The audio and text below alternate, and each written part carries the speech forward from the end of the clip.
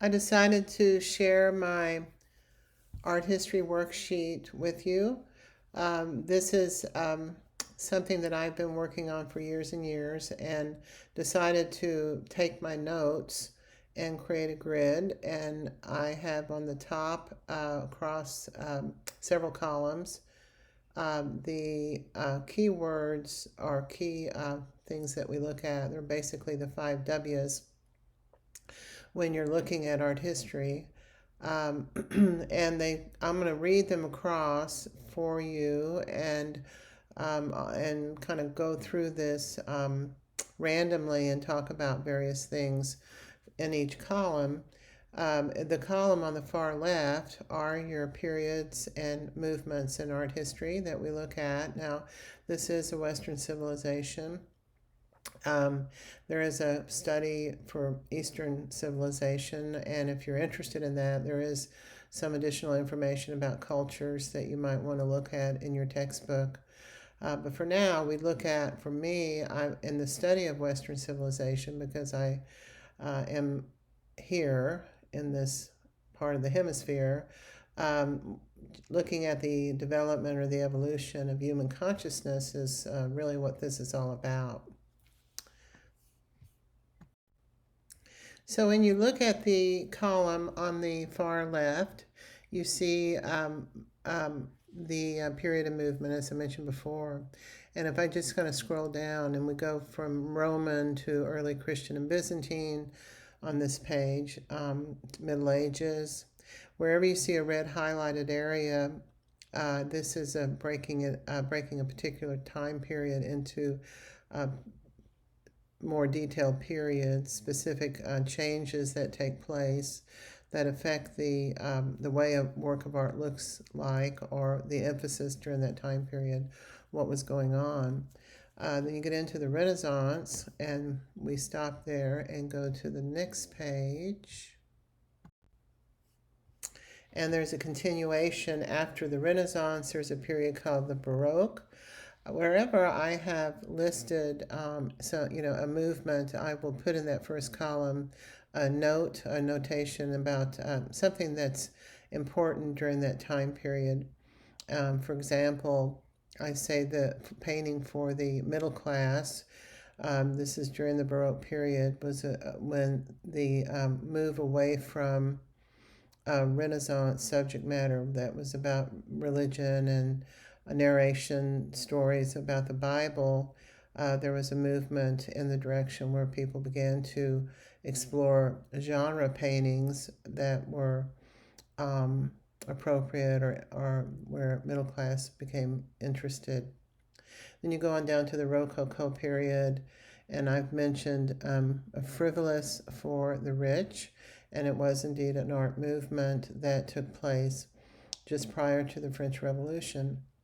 And the frivolous, or the, just an abundance of beautiful, over the top. If you've ever heard the term French provincial, that's where this comes from. This is where it comes from. But it was artwork that was made for specifically the rich. So I make a note there. On this page, I'll talk to you a little bit about, as we go across and look at, the next category.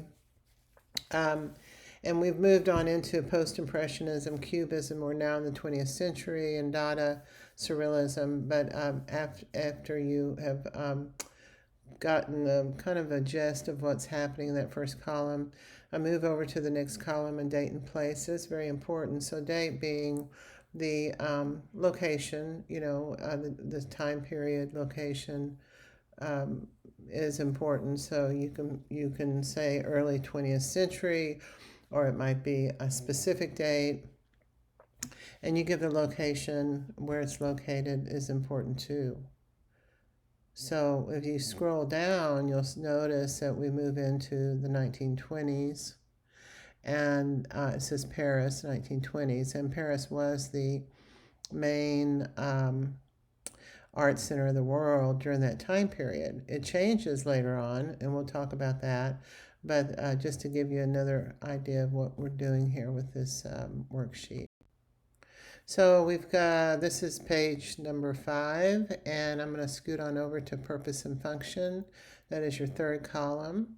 And what you see here are just basic some phrases. Sometimes it's one word. Sometimes you'll look at that, it may not make any sense.